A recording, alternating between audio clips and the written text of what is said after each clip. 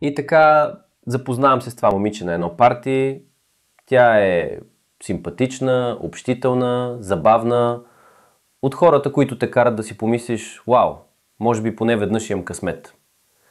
Усещаме се, смеем се и аз я каня на среща. Тя казва да.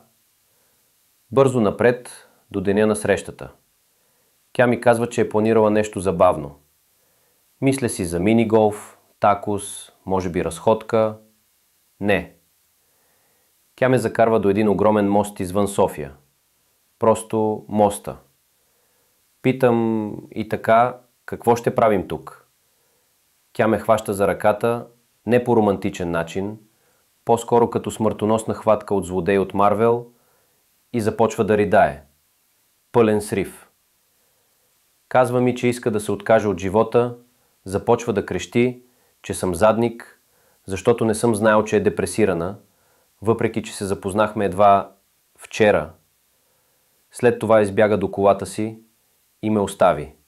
3 километра. От дома. Без Убер. Никакъв автобус. И това беше първата ни и единствена среща.